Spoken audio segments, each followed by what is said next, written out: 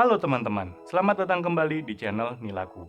Untuk teman-teman yang baru pertama kali melihat dan menemukan channel ini, jangan lupa untuk diklik like dan subscribe, dan terus dukung channel ini agar bisa berkembang lebih baik lagi dari waktu ke waktu dan dapat secara konsisten memberikan informasi seputar budidaya ikan nila. Jika di video saya sebelumnya, saya mengulas mengenai panen yang saya lakukan di kolam beton, pada kesempatan video kali ini, saya akan mengulas mengenai persiapan kolam setelah panen, agar kita bisa lanjutkan untuk siklus selanjutnya. Terima kasih saya ucapkan sebelumnya untuk semua followers di Instagram dan subscriber di channel Nilaku, untuk semua masukan ide-idenya mengenai konten-konten apa saja yang perlu saya ulas, termasuk konten kali ini. Ini juga merupakan masukan dari kalian semua. Karena sebelumnya saya belum pernah mengulas persiapan kolam setelah melakukan panen untuk kemudian kita siapkan untuk siklus selanjutnya.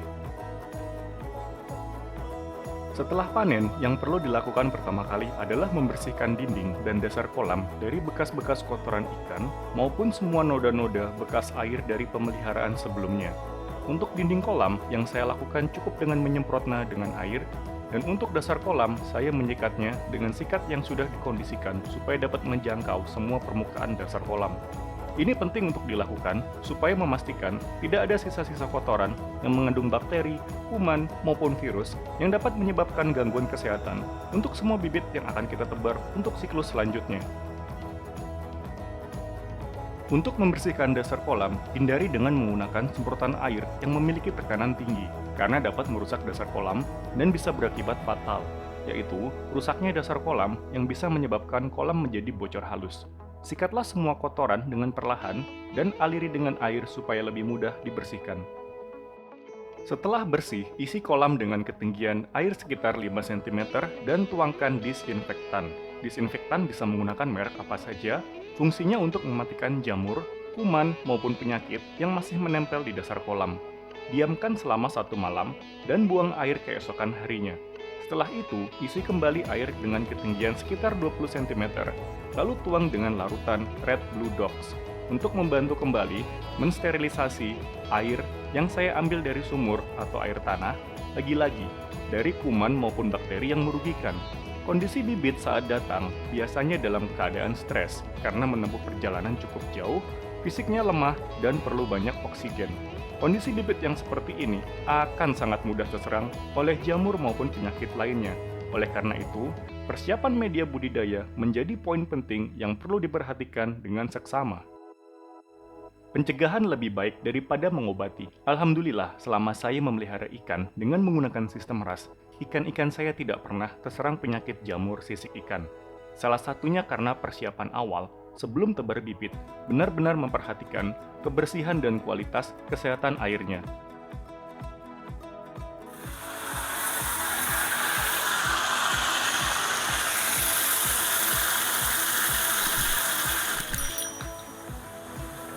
Oke teman-teman, ini adalah langkah terakhir, jadi saya akan mengisinya kembali dengan penuh supaya besok saya bisa langsung melakukan tebar bibit.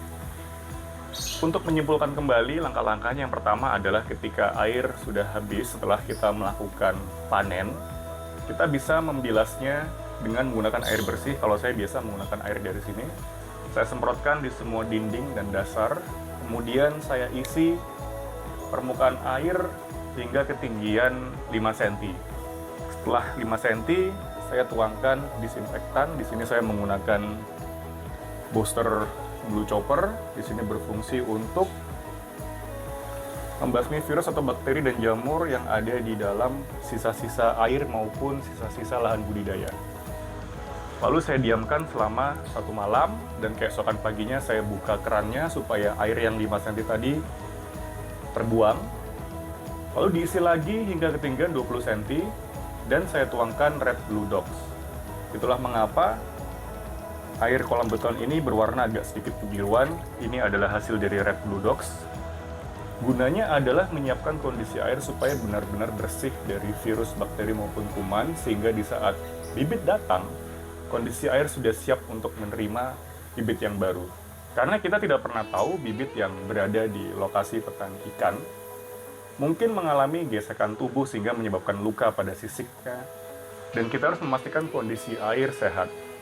Kalau tidak, maka luka-luka yang dialami oleh ikan tadi sewaktu masa sortir atau dalam perjalanan ke sini, itu bisa membuatnya menjadi luka yang lebih serius seperti jamur maupun infeksi lainnya. Oleh karena itu, penyiapan air sebelum melakukan tebar bibit sangatlah penting di sini, terutama setelah melakukan panen, untuk memastikan tidak ada lagi virus, kuman, atau bakteri yang tersisa. Berhubung ini belum penuh, saya akan melanjutkan pengisian kolam ini sampai penuh lagi.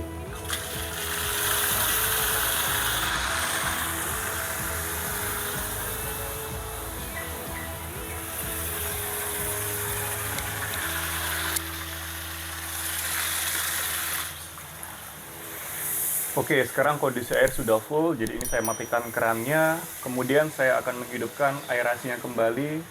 Jadi desain di awal saya menggunakan keran di sini, jadi kapanpun saya bisa mematikan atau menyalakan kembali aerasinya. Dan ini saatnya kita untuk menghidupkan kembali aerasinya supaya kondisi air di kolam ini memiliki kadar oksigen yang terlarut dalam air dengan jumlah yang cukup, jadi besok pada saat bibit ikan datang, mereka tidak kesulitan untuk mencari oksigen yang ada di dalam air. Kita buka kerannya. Salah satu keuntungan menggunakan keran seperti ini adalah kita bisa mengatur ya sedikit atau banyaknya udara yang perlu dikeluarkan di kolam ini. Jadi aerasi saya nyalakan, keran saya matikan, dan kita siap untuk menebar bibit keesokan paginya. Aerasi bisa mulai dinyalakan sejak 2-3 hari sebelum kedatangan ikan, supaya kadar oksigen yang terlarut dalam air dalam kondisi yang melimpah, dan bisa langsung digunakan oleh bibit yang baru datang untuk menyegarkan kembali kondisi fisiknya setelah lelah dari perjalanan dan juga dari stres.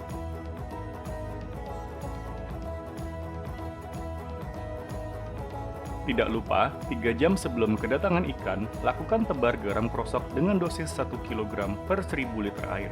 Contoh yang saya lakukan di video ini hanya sebagai formalitas, karena sebelumnya saat saya tebar garam di awal, saya lupa untuk merekam videonya.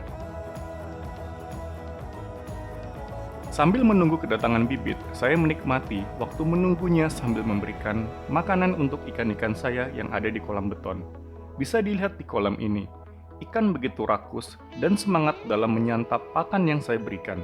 Ini adalah indikasi kalau ikan sehat, didukung oleh kualitas air yang baik, sehingga nafsu makan menjadi tinggi dan lahap. Setiap kali memberikan pakan, saya selalu bibis terlebih dahulu. Untuk pakan di pagi hari, saya memberikan pakan yang sudah dibibis dengan probiotik, sedangkan untuk pakan di siang atau sore hari, saya memberikan pakan yang sudah dibibis dengan menggunakan multivitamin. Kalau ini adalah bibit yang saya tebar sekitar 4 minggu lalu dengan ukuran sekitar 8 cm-an. Bisa dilihat di sini kondisi ikan sudah jauh lebih besar dan harapannya bisa dilakukan panen pada minggu ke-12 layaknya ikan-ikan lainnya yang ada di kolam fiber. Melakukan tebar bibit dengan memberikan jeda antar kolam dapat membantu kita dalam melakukan manajemen pengelolaan panen yang lebih baik lagi, sehingga kita bisa terus rutin melakukan panen setiap minggu. Disesuaikan dengan besarnya bibit yang sudah ditebar pada minggu-minggu sebelumnya. Semua ikan yang ada di kolam-kolam saya tidak pernah melakukan tebar bibit secara serentak. Saya sengaja berikan jarak supaya besarnya juga bisa bergantian untuk konsistensi panen yang berkelanjutan. Baiklah teman-teman nilaku, saya rasa itu saja yang bisa saya sampaikan di kesempatan video kali ini. Jika kalian suka dengan konten ini, jangan lupa untuk diklik like dan subscribe dan share agar channel ini bisa berkembang lebih baik lagi dan secara konsisten dapat memberikan informasi seputar budidaya ikan nila. Akhir kata, terima kasih sudah menonton video ini. Sampai berjumpa di video-video selanjutnya.